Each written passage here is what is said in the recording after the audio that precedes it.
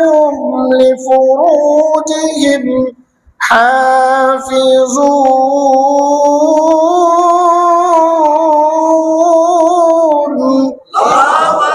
আল্লাহ তাআলা বললেন মুমিন হলো ওই সকল লোকেরা যে সকল লোকেরা তাদের লজ্জাস্থানের হেফাজত করবে। লজ্জাস্থানের হেফাজত অত্যন্ত গুরুত্বপূর্ণ, সেনসিটিভ একটা বিষয়। এটা আমরা হয়তোবা অগোচরে, গোপনে, সংগোপনে এটার খেয়ানত করে ফেলি। এটা করা যাবে না। আল্লাহ তাআলা বললেন যারা মুমিন তারা যেরকম ভাবে প্রকাশ্যে ইবাদত বন্দেগী করবে, এরকম ভাবে গোপনীয়তার সাথে তার লজ্জাস্থানের হেফাজত করবে। তার লজ্জাস্থান বৈধভাবে ব্যবহার করা ছাড়া অবৈধভাবে, অবৈধ জায়গায় সে এটা ব্যবহার করবে না। অথচ বর্তমান সমাজে, সমাজ ব্যবস্থায় যদিও বিষয়গুলো সেনসিটিভ, তারপরেও না বলে পারছি না, এটার আলোচনারও দরকার আছে। সেটা হলো আমাদের অনেক ভাইয়েরা আছে, বোনেরা আছে যারা অবৈধ সম্পর্কের মধ্যে আছে, তারা তাদের লজ্জাস্থানের হেফাজত করে না এবং এটা যত্রতত্র খরচ করে ব্যবহার করে। আল্লাহ তাআলা এটা থেকে নিষেধ থাকতে বলেছেন, পরহেজ থাকতে বলেছেন।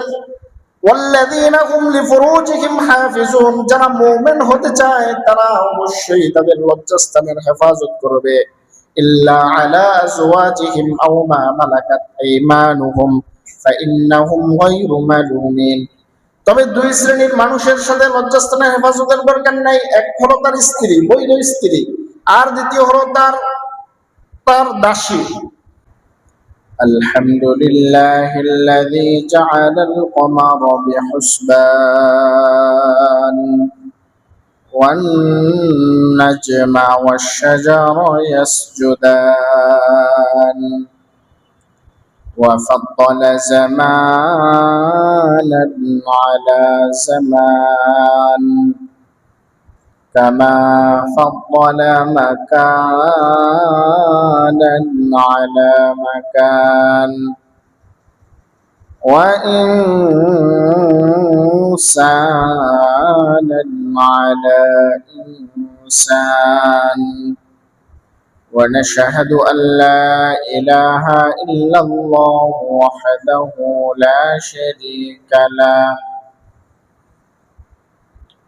الذي لا ضد له ولا ند له ولا مثل له ونشهد أن سيدنا إيماننا وقدوتنا ومولانا محمدا عبد الله ورسوله الذي أكمل الله به قصر النبوة وحكم أن لا نبي بعده أما بعد فقد قال الله سبحانه وتعالى في كلامه المجيد والفرقانه الحميد فأعوذ بالله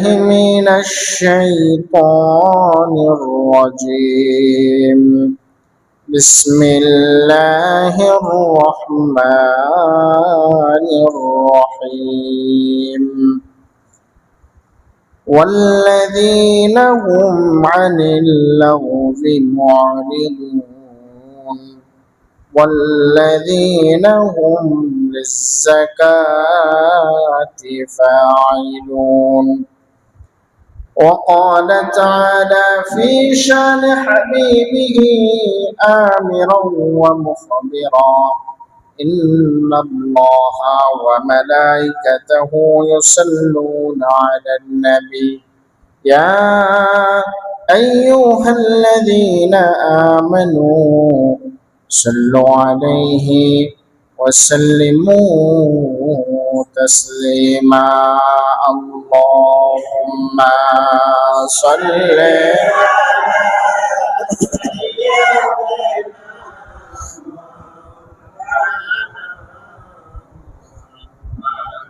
وعلى آل سيدنا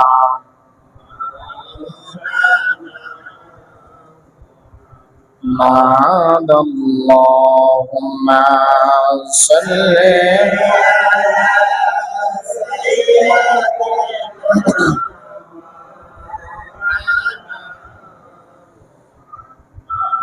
وعلى آل سيدنا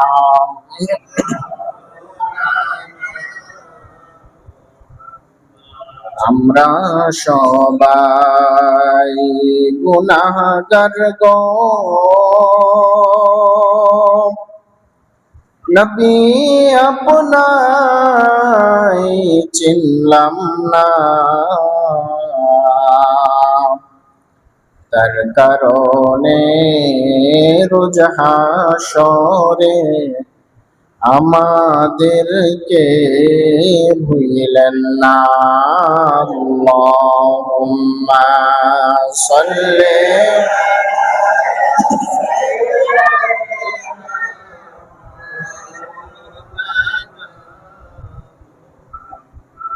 ওয়া আলা আলি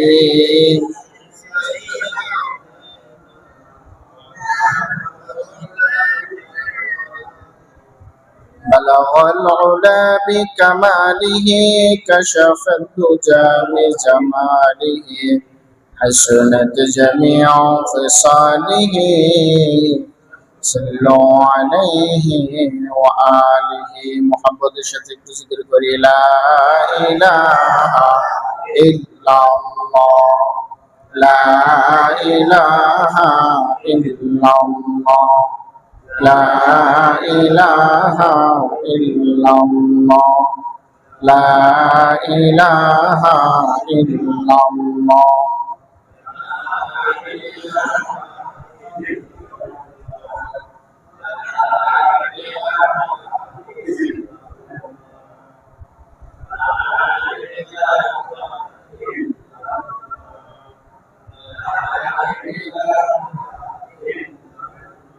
لا إله إلا الله محمد رسول الله صلى الله عليه وسلم আমাদেরকে সুস্থ রেখেছেন কে? আল্লাহ। আমাদেরকে একটানা কয়েকদিন যাবত বৃষ্টি দিচ্ছেন কে? আল্লাহ।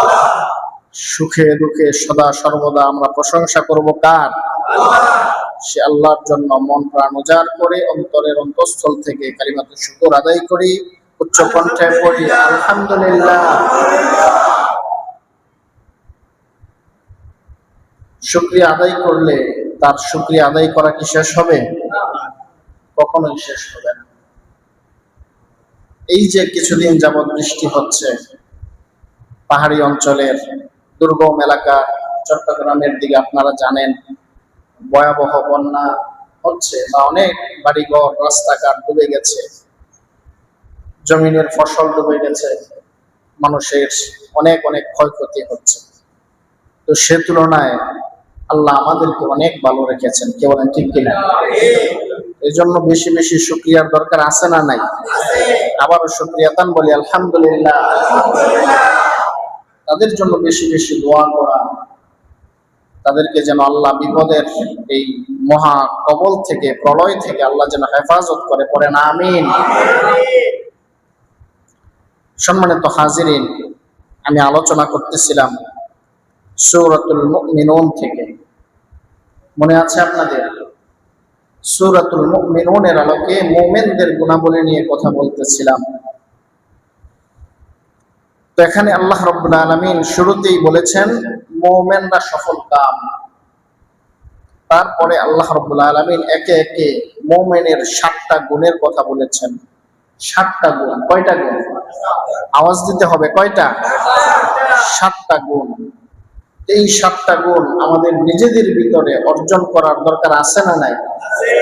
কম না বেশি? এই 7টা গুণ যদি আমরা অর্জন করতে পারি, তাহলে আল্লাহ তাআলার সংজ্ঞা অনুযায়ী আমরা মুমিনের দলে আমরা যুক্ত হয়ে যাব। সুবহানাল্লাহ। আল্লাহ তাআলা আমাদেরকে এই গুণাবলীগুলো অর্জনের লক্ষ্যে মন প্রাণ দিয়ে মেহনত করে মুমিনের আওতাভুক্ত হয়ে দুনিয়া থেকে যাওয়ার তৌফিক দান করেন, আমিন। তো আল্লাহ রাব্বুল আলামিন শুরুতেই বললেন মুমিনরা সফল কাম। দ্বিতীয় আয়াতে আল্লাহ রাব্বুল আলামিন বলেন মুমিন কারা? মুমিন হলো আল্লাযীনা হুম ফি সালাতিহিম খাশিউন, যারা তাদের নামাজে বিনয়, নম্র, খুশু সহকারে যারা তাদের নামাজগুলো আদায় করে। মুমিনের জীবনের সবচেয়ে বড় কাজ, সবচেয়ে বড় ইবাদত হলো নামাজ। কি বলেন, ঠিক কিনা? একজন মানুষ ঈমান আনয়নের পরে তার উপর সর্বপ্রথম যে দায়িত্বটা অর্পিত হয় আল্লাহর পক্ষ থেকে, সেটা হলো নামাজ। কি বলেন, ঠিক কিনা? হক দুই প্রকার। হক কয় প্রকার? দুই প্রকার। এক হলো হকুল্লাহ, আল্লাহর হক, আরেকটা হলো হকুল ইবাদ, বান্দার হক। বান্দার হক নিয়ে বিশদ আলোচনা সামনে করব কোনো এক সময় ইনশাআল্লাহ। তবে এই নামাজ, এটা হলো আল্লাহ তাআলার হক। আপনি যদি নামাজ না পড়েন তাহলে আপনি কেমন যেন আল্লাহ তাআলার হক আপনি আদায় করলেন না। তো যে ব্যক্তি আল্লাহর হক আদায় করলো না, সে কি আল্লাহর খাঁটি বান্দা হতে পারে? কোন মালিকের, আপনি কোন ফ্যাক্টরিতে চাকরি করেন, আপনি ওই মালিকের কাজ যথাযথভাবে করলেন না, ঢিলামি করলেন, চোরামি করলেন, ফাঁকিবাজি করলেন, আপনি কি ওই মালিকের অন্তর থেকে মহাব্বত, ভালোবাসা পাবেন? আশাও করা যায় না। আবার আপনি যখন আন্তরিকতার সাথে, একাগ্রতার সাথে আপনি মালিকের ডিউটিগুলো, কাজগুলো বুঝিয়ে দিবেন, দেখবেন যে আপনি একদিন দুই দিন যেতে যেতে মালিকের নজরে পড়ে গেছেন, তার বিশেষ মহাব্বতের মধ্যে আপনি ঢুকে গেছেন। কি বলেন, ঠিক কিনা? তো আল্লাহ রাব্বুল আলামিন আমাদেরকে পৃথিবীতে পাঠিয়েছেন তার ইবাদত করার জন্য, গোলামি করার জন্য। আমাদের কাজই হলো তার গোলামি করা, তার যে বিধিবিধান সেগুলো মান্য করা, এটা আমাদের দায়িত্ব। এগুলো যদি আমরা যথাযথভাবে কাজ করি, যথাযথভাবে প্রয়োগ করি, তাহলে আল্লাহ তাআলার মহব্বত, ভালোবাসা আমরা পেয়ে যাবো, এতে কোনো সন্দেহ নাই। কি বলেন, ঠিক কিনা? তো আল্লাহ তাআলা আমাদেরকে নামাজের কথা বলেছেন, কোরআনের বিভিন্ন জায়গায় নামাজের কথা বলেছেন। আকিমুস সালাহ, আপনারা নামাজ কায়েম করো, নামাজ কায়েম করো। নামাজ কায়েম করার কথা অনেক জায়গায় এসেছে। এজন্য সূরা বাকারার মধ্যে আল্লাহ রাব্বুল আলামিন বলেছেন ইয়া আইয়ুহাল্লাযীনা আমানুস্তাঈনু বিস-সাবরি ওয়াস-সালাহ, হে ঈমানদারগণ, তোমরা যখন বিপদের মধ্যে পড়বা, যখন কোনো মুসিবতের মধ্যে পড়বা, তখন তোমাদের কাজ হলো দুইটা। কয়টা? আওয়াজ দেন, কয়টা? আচ্ছা, আমাদের জীবনে বিপদ আপদ আছে না নাই? কম না বেশি? বেশি। মুমিনের জীবনে বিপদ থাকবে, এটাই স্বাভাবিক। কেউ মুমিন কিন্তু সে বিপদের মধ্যে নাই, এটা হতে পারে না। স্বয়ং নবী মুহাম্মদ সাল্লাল্লাহু আলাইহি সাল্লাম, যিনি বিশ্ব মানবতার মুক্তির দূত, আশরাফুল মাখলুকাত, যিনার জীবনের চরিত্র হলো পৃথিবীর সকল মানুষের জন্য অনুসরণীয়, অনুকরণীয়, এই মহান ব্যক্তিও বিপদ আপদ থেকে মুক্ত ছিলেন। তাহলে আপনি আমি কে যে আমরা মুসিবত থেকে মুক্ত থাকি? বরং তিনার উপরে আরো বেশি মুসিবত ছিল।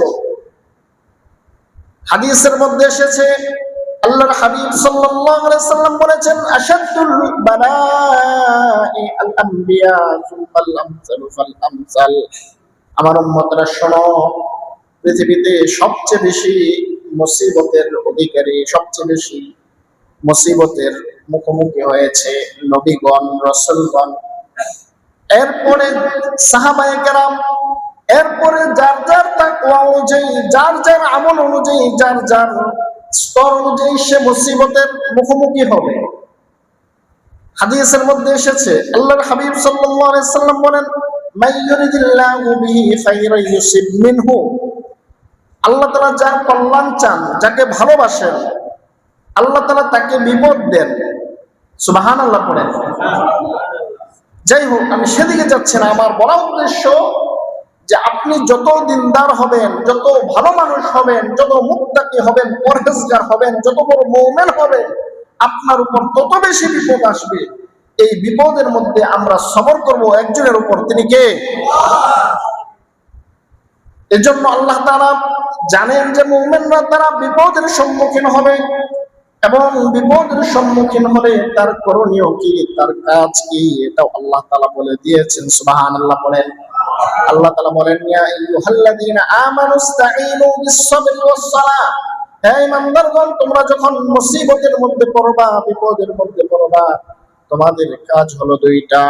এক নাম্বার হলো ইস্তাঈনু বিস-সাবরি ওয়াস-সালাহ, এক নাম্বার হলো তোমরা সবর করবা, সাহায্য প্রার্থনা করবা। ইস্তাঈনু বিস-সাবরি ওয়াস-সালাহ, তোমরা আল্লাহ তাআলার কাছে সাহায্য প্রার্থনা করবা দুইটা জিনিসের মাধ্যমে। এক নাম্বার হলো সবর করবা, দুই নাম্বার হলো তুমি নামাজ পড়বা। সুবহানাল্লাহ পড়েন। তার মানে মুসিবতে পড়লে আমাদের এক নাম্বার কাজ কি? সবর করা। এক নাম্বার কাজ কি? বলেন, কি করা? সবর করা। দুই নাম্বার কাজ কি? নামাজ পড়া। কি পড়া? নামাজ পড়া। আল্লাহর হাবিব সাল্লাল্লাহু আলাইহি সাল্লাম তিনি যখন কোনো বিপদের মুখোমুখি হয়ে যেতেন, সাথে সাথে তিনি নামাজের মধ্যে দাঁড়িয়ে যেতেন। সুবহানাল্লাহ পড়েন। নামাজের মধ্যে দাঁড়িয়ে যেতেন। নামাজ শেষ হওয়ার সাথে সাথে আল্লাহর পক্ষ থেকে ওই বিপদের সমস্যার সমাধান হয়ে যেত। সুবহানাল্লাহ। সুতরাং এই নামাজ হলো মুমিনের সকল সমস্যার একমাত্র সমাধান। সবর আর নামাজ। আমরা এখন বিপদের মুখোমুখি হলে নামাজের দ্বারদারি না, নামাজ পড়ি না, আমরা চেষ্টা করি অন্য কোনো ভাবে নেতার হাত ধরে, নেত্রীর হাত ধরে, আমরা টাকা পয়সার মাধ্যমে, ক্ষমতার মাধ্যমে, এগুলোর মাধ্যমে আমরা সমাধান খুঁজি। কিন্তু আল্লাহ বলছেন, মুমিনরা তোমরা বিপদের সম্মুখীন হলে আগে সবর করো, ধৈর্য ধারণ করো, দ্বিতীয়ত নামাজে দাঁড়িয়ে যাও, তাহলে এই সমস্যার সমাধান করে দিবেন কে? সুতরাং নামাজ এটা অত্যন্ত গুরুত্বপূর্ণ। আল্লাহর হাবিব সাল্লাল্লাহু আলাইহি সাল্লাম তিনি বলেন যে আল্লাহ তাআলা আমার কাছে কয়েকটা বিষয় ভালোবাসার জিনিস করে দিয়েছেন, চোখের শীতলতা করে দিয়েছেন। তার মধ্যে একটা হলো নামাজ। নামাজ যখন দাঁড়িয়ে যায় তখন আমার চক্ষু শীতল হয়ে যায়, মন প্রশান্ত হয়ে যায়। সুবহানাল্লাহ বলেন। এই জন্য তিনি জীবনের শেষ নিঃশ্বাস পর্যন্ত যখন মৃত্যুবরণ করবেন তখনও তিনি বলে গেছেন, আসসালাত আসসালাত ওয়া মা মালাকাত আইমানুকুম, ও আমার উম্মতেরা, নামাজ নামাজ নামাজ পড়ো। নামাজ ছাড়া কোনো মুমিন দুনিয়া এবং আখিরাতে সফল হতে পারে না। কি বলেন, ঠিক কিনা? এজন্য আল্লাহ তাআলাও মুমিনের গুণাবলী, মুমিনের যে ডিসক্রিপশন, মুমিনের সংজ্ঞা, সেখানে আল্লাহ তাআলা শুরুতেই বললেন যে মুমিনরা হবে, এক নাম্বার কাজ হলো সে নামাজি হবে এবং তার নামাজটা হবে বিনয় অবনত ভাবে, খুশু খুজু সহকারে। খুশু খুজু এর জন্য দরকার। নামাজের মধ্যে যখন কোনো মুমিন দাঁড়ায়, তার মনোযোগ, একাগ্রতা নামাজের মধ্যে থাকে।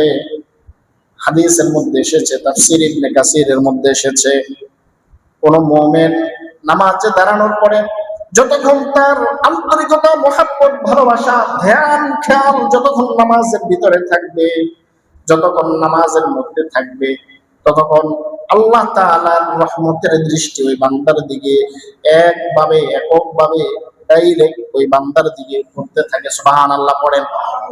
আল্লাহ তাআলার দৃষ্টি ওই বান্দার প্রতি, তার মনোযোগ যেরকম ভাবে নামাজের ভিতরে, আল্লাহ তাআলার মনোযোগ ওই বান্দার উপরে থাকে। আবার যখন বান্দার মনোযোগ নামাজ থেকে বিচ্ছিন্ন হয়ে যায়, অন্যদিকে চলে যায়, কাজের মধ্যে, পরিবারের মধ্যে, অফিস আদালতে চলে যায়, তখন আল্লাহ তাআলার রহমতের দৃষ্টিও ফিরিয়ে নেন। নাউজুবিল্লাহ পড়েন। আপনি নামাজের মধ্যে মনোযোগ আছে, আল্লাহ তাআলার মনোযোগ আপনার প্রতি, আর আপনার নামাজের প্রতি মনোযোগ নাই, আল্লাহ তাআলার সুদৃষ্টিও আপনার প্রতি নাই। সুতরাং নামাজের ভিতরে আমাদের মনোযোগ অনেক বেশি দরকার। যখন এই মনোযোগ সহকারে নামাজ পড়ব, তখন এই নামাজের মাধ্যমে আমাদের ফায়দা হবে। এজন্য প্রথম কাজ হলো আমরা আমাদের ফরজিয়াত গুলো যথাযথভাবে পালন করা, তারপরে ওয়াজিবাত গুলো পালন করা, তারপরে নফল নামাজগুলোর ইহতিমাম করা, তারপরে আমাদের যাবতীয় ছোটখাটো যে আমলগুলো আছে সেগুলোর প্রতি মনোনিবেশ করা। এখানে আল্লাহ তাআলা ফি সলাতিহিম খাশিউন, নামাজের ভিতরে খুশু, এটা যে কোনো নামাজ হতে পারে, ফরজ, সুন্নত, ওয়াজিব, সকল নামাজের আওতাভুক্ত আল্লাহ তাআলা করেছেন। তাহলে দেখেন, এক নম্বরে আল্লাহ তাআলা বললেন আল্লাযীনা হুম ফি সলাতিহিম খাশিউন, মুমিনরা তাদের নামাজের মধ্যে খুশু সহকারে আদায় করবে। দুই নম্বরে আল্লাহ তাআলা বললেন ওয়াল্লাযীনা হুম আনিল লাগবি মুরিদুন, আল্লাহ তাআলা বললেন মুমিন হলো সকল লোকেরা যারা অনর্থক বিষয় থেকে বিরত থাকে, অনর্থক বিষয় থেকে নিজেকে পরহেজ রাখে, দূরে রাখে, তারা হলো মুমিন। কারণ মুমিন কখনো অনর্থক কথাও বলতে পারে না, অনর্থক কাজও করতে পারে না। কি বলেন, ঠিক কিনা? বলেন ঠিক কিনা? মুমিনরা অনর্থক কথাও বলতে পারে না, যেই কথার মধ্যে কোনো কল্যাণ নাই, দুনিয়াবি কল্যাণ নাই, উখরবি আখিরাতের কল্যাণ নাই, এমন কোনো কাজ করতে পারে না যেই কাজের মধ্যে তার দুনিয়ার কোনো কল্যাণ নাই এবং আখিরাতেরও কোনো কল্যাণ নাই। এমন কাজ মুমিনের দ্বারা হতে পারে না।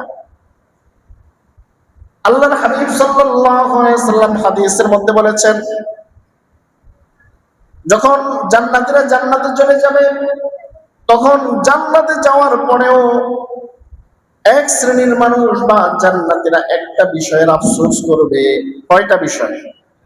একটা বিষয়ের আফসোস করবে। জান্নাতে কোনো না পাওয়া থাকবে না, কোনো কমতি থাকবে না, কিন্তু এত কিছুর মধ্যেও একটা বিষয়ের তারা আফসোস করবে, সেটা হলো তারা শুধু এতটুকু আফসোস করবে, আহারে দুনিয়াতে আমি অনর্থক কত সময় অতিবাহিত করেছি, অনর্থক কত কাজ করেছি, এই সময়টা যদি আমি একবার, দুইবার, পাঁচবার, 10 বার যদি জিকির করতাম, 2 রাকাত নামাজ পড়তাম, কিছুক্ষণ কোরআন তেলাওয়াত করতাম, আজকে জান্নাতের মধ্যে আমার মর্তবা, আমার দরজা অনেক অনেক উপরে উন্নীত হতো। এটা তারা আফসোস করবে বা মনে মনে এটা চাবে। তাদেরকে হয়তো পীড়া দিবে না, কিন্তু তারা এটা মনের একটা আকাঙ্ক্ষা তৈরি হবে যে আমি যদি অনর্থক সময় নষ্ট না করতাম, অনর্থক কথা, কাজ, আড্ডায় যদি নিজের জীবনটা বিলীন করে না দিয়ে আমি সময়টা কাজে লাগাতাম, তাহলে আজকে জান্নাতে আমার মর্তবা অনেক উন্নত হয়ে যেত। সেখানে গেলে দেখবেন যে একজন মানুষ সে একবার, দুইবার জিকির বেশি করার কারণে আপনার উপরের স্তরে উঠে গেছে, আপনি শুধু একবার, দুইবার জিকির কম করার কারণে আপনি নিচু স্তরে চলে এসেছেন। এজন্য জান্নাতেও যেন আফসোস করতে না হয়, এজন্য অনর্থক কথা এবং কাজ থেকে মুমিনরা বিরত থাকবে। চায়ের স্টলে অযথা আড্ডা দেওয়া, খেলার পিছনে সময় নষ্ট করা, অনর্থক কথা, কাজ, আড্ডার মধ্যে পড়ে সময় নষ্ট করা, এগুলো মুমিনের কাজ হতে পারে না। মুমিনরা এটা করতে পারে না। আল্লাহ তাআলা জাহান্নামের লোকদেরকে যখন ফেলে দিবেন, তখন তাদেরকে জিজ্ঞাসা করা হবে, মা সালাকাকুম ফি সাকর, ও জাহান্নামীরা, তোমরা জাহান্নামে কেন এসেছো? তখন জাহান্নামীরা উত্তর দিবে, তার মধ্যে প্রথম উত্তর হবে ক্বালু লাম নাকু মিনাল মুসাল্লিন, আমরা দুনিয়াতে নামাজি ছিলাম না, আমরা দুনিয়াতে নামাজ পড়ি নাই, ওয়া লাম নাকু নুতঈমুল মিসকিন ওয়া কুননা নাখুদু মাআল খায়িদিন, যেটা বলতেছিলাম যে মুমিনরা কখনো অনর্থক কথা এবং কাজ করতে পারে না এবং সময় তারা ক্ষেপণ করতে পারে না, নষ্ট করতে পারে না। তাহলে মুমিনদের 1 নাম্বার গুণাবলী হলো তারা খুশু সহকারে নামাজ পড়বে। 2 নাম্বার গুণাবলী হলো তারা অনর্থক কথা এবং কাজ থেকে তারা বিরত থাকবে। 3 নম্বরে আল্লাহ তাআলা বলেন ওয়াল্লাযীনা হুম লিয-যাকাতি ফাঈলুন, মুমিনরা যাকাত প্রদানকারী হবে। যাকাতের ব্যাপারে তাদের খামখেয়ালি থাকবে না, তারা যথাযথভাবে যাকাত প্রদান করবে। ইতিপূর্বে আমরা যাকাতের বিষয়ে কথা বলেছি যে যাকাত যার কাছে 7.5 ভরি স্বর্ণ অথবা 52 তোলা রূপা অথবা এর সমপরিমাণ সম্পদ যার কাছে থাকবে, 1 বছর অতিবাহিত হবে, তার উপর যাকাত প্রদান করা, ওই সম্পদের শতকরা 2.5 টাকা হারে গরিব মিসকিন ফকিরকে দান করে দেওয়া, সদকা করে দেওয়া, এটা তার জন্য আবশ্যক, ফরজ। যারা মুমিন তারা এটাকে অ্যাভয়েড করতে পারে না। আবার এটা অনুমান ভিত্তিক দিয়ে দিলেও আপনার যাকাত আদায় হবে না। আপনার যাকাত তখনই আদায় হবে যখন আপনি এটা যথাযথভাবে গণনা করে পাই টু পাই হিসাব করে আপনি গরিব মিসকিনকে দিয়ে দিবেন, তখন আপনার যাকাত আদায় হবে। ইসলামের ইতিপূর্বে বলেছি যে ইসলামের মূল 5টি স্তম্ভের অন্যতম একটি এই যাকাত। সুতরাং মুমিনরা এটাকে অ্যাভয়েড করতে পারে না। বর্তমান বাংলাদেশে এমন এত পরিমাণ ধনী আছে বা যাদের কাছে ধনসম্পদ কুক্ষিগত আছে, তারা যদি বছরান্তে যথাযথভাবে যাকাত দেয়, তাহলে আমাদের এই দেশে যে দরিদ্র সীমার নিচে যে লোকগুলো বসবাস করে তারা ধীরে ধীরে স্বাবলম্বী হয়ে যাবে। কি বলেন, ঠিক কিনা? এখনো আমাদের দেশে অনেক সম্পদশালী লোক আছে, সুইস ব্যাংক সহ বহির্বিশ্বে তাদের বড় বড় ব্যাংকে হাজার হাজার কোটি কোটি টাকা পড়ে আছে। অনেকে তো এরকম আছে তার কি পরিমাণ টাকা আছে সে নিজেও জানে না। কি বলেন, আছে না নাই? তারা মুসলমান। সুতরাং আমরা যারা আছি আমরা যাকাতের ব্যাপারে সচেতন থাকবো। রাজি আছি তো ইনশাআল্লাহ? যাদের উপর যাকাত আছে, যাকাত ফরজ হয়েছে, তারা প্রত্যেক বছরে আমরা যাকাত গুলো যেন দিয়ে দেই।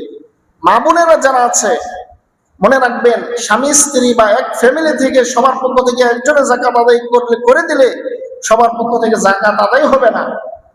বরং আলাদা আলাদা ভাবে যদি যাকাত ফরজ হয় তাহলে আলাদা আলাদা ভাবে এই যাকাত আদায় করতে হবে।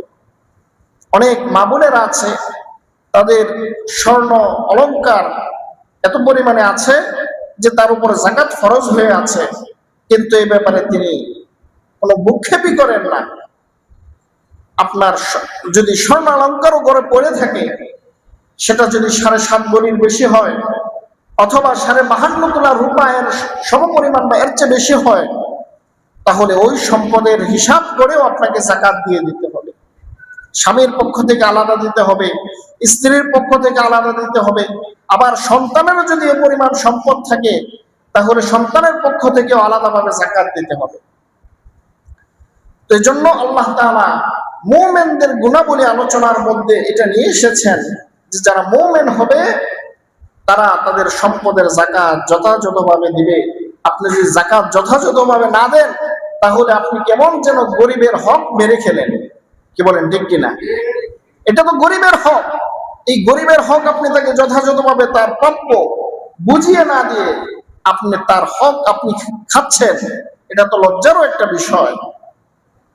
আর এই যাকাত আমাদের দেওয়ার পদ্ধতিটা এরকম যেন না হয় যে আমি যাকাত দিব ঘোষণা দিয়ে দিলাম, এখন মানুষ আমার বাড়ির গেটের সামনে এসে লাইন ধরে ছালা ডাক্কা এগুলো করে তারপরে আহত নিহত হয়ে যাকাত নিয়ে যাবে, এরকম যেন না হয়। বরং আপনার উচিত হলো আপনি গোপনে একটা লিস্ট তৈরি করে যারা আসলেই যাকাতের হকদার তাদের ঘরে ঘরে আপনি পৌঁছে দেন।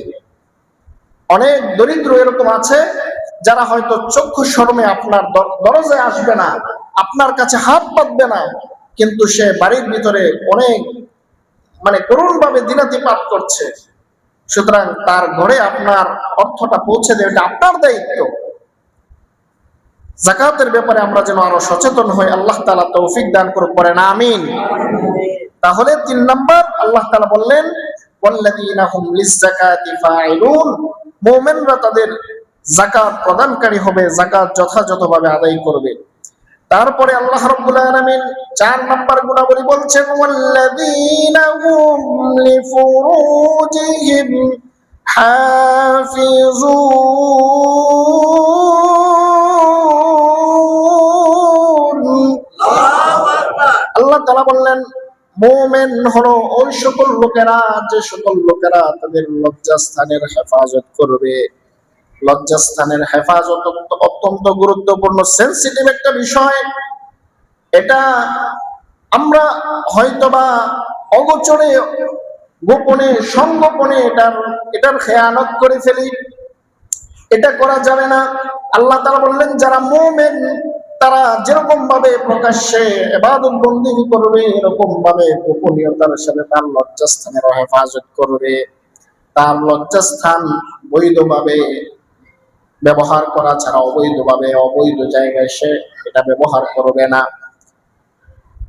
অথচ বর্তমান সমাজ ব্যবস্থায় যদিও বিষয়গুলো সেন্সিটিভ, তারপরেও না বলে পারছি না, এটার আলোচনারও দরকার আছে। সেটা হলো আমাদের অনেক ভাইয়েরা আছে, বোনেরা আছে যারা অবৈধ সম্পর্কের মধ্যে আছে, তারা তাদের লজ্জাস্থানের হেফাজত করে না এবং এটা যত্রতত্র খরচ করে ব্যবহার করে। আল্লাহ তাআলা এটা থেকে নিষেধ থাকতে বলেছেন, পরহেজ থাকতে বলেছেন। ওয়াল্লাযীনা হুম লিফুরুজিহিম হাফিজুন, যারা মুমিন হতে চায় তারা অবশ্যই তাদের লজ্জাস্থানের হেফাজত করবে। ইল্লা আলা আজওয়াজিহিম আও মা মালাকাত আইমানুহুম ফাইন্নাহুম গায়রু মালুমিন। তবে দুই শ্রেণীর মানুষের সাথে লজ্জাস্থানের হেফাজতের দরকার নাই। এক হলো তার স্ত্রী, বৈধ স্ত্রী, আর দ্বিতীয় হলো তার দাসী। যদিও দাসীর প্রথাটা বর্তমান সমাজ ব্যবস্থায় নাই, তৎকালীন সময়ে ছিল। আবার যদি কখনো এরকম পরিবেশ পরিস্থিতি তৈরি হয়, তাহলে আবার তৎকালীন সময়ের ওলামায়ে কেরাম এটা বৈধ না অবৈধ এটা ফতোয়া দিবেন। কিন্তু বর্তমান সমাজ ব্যবস্থায় দাসীর প্রচলন নাই। তার মানে হলো লজ্জাস্থান শুধু বৈধভাবে ব্যবহার করা ছাড়া অবৈধ অন্যায়ভাবে ব্যবহার করা যাবে না।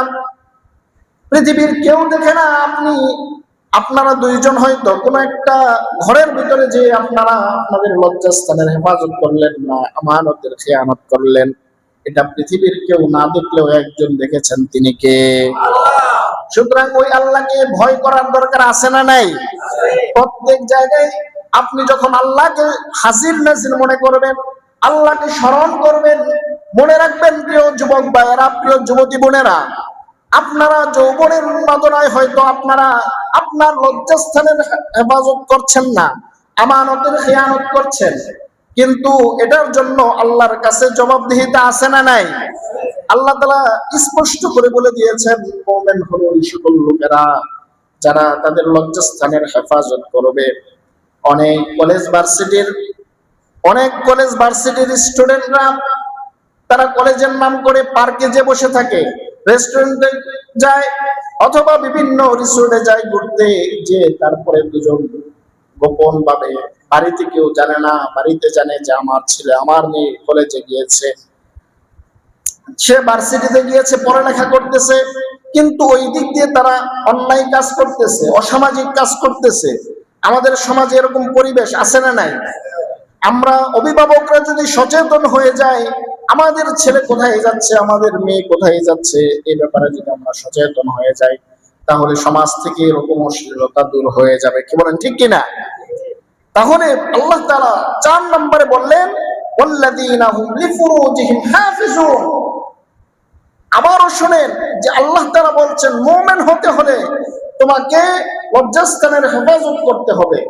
অনেক বিবাহিত পুরুষরা, অনেক বিবাহিত নারীরা তারা পরকীয়ায় আসক্ত, বিভিন্ন নারীতে আসক্ত, বিভিন্ন পুরুষে আসক্ত।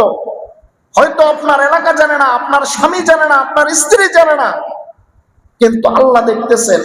আল্লাহ এই আয়াতের মাধ্যমে আপনাকে সতর্ক করছেন। আপনি হয়তো ইতিপূর্বে জানতেন না, আজকে জানছেন। আজকের পর থেকে আপনার লজ্জাস্থানের হেফাজত করা আপনার দায়িত্ব হয়ে গেছে। কি বলেন, ঠিক কিনা? আমরা আজকে থেকে ওয়াদা করতে পারি যে আমাদের লজ্জাস্থানের হেফাজত আমরা যথাযথভাবে করবো। রাজি আছি তো ইনশাআল্লাহ? জোরে বলেন ইনশাআল্লাহ।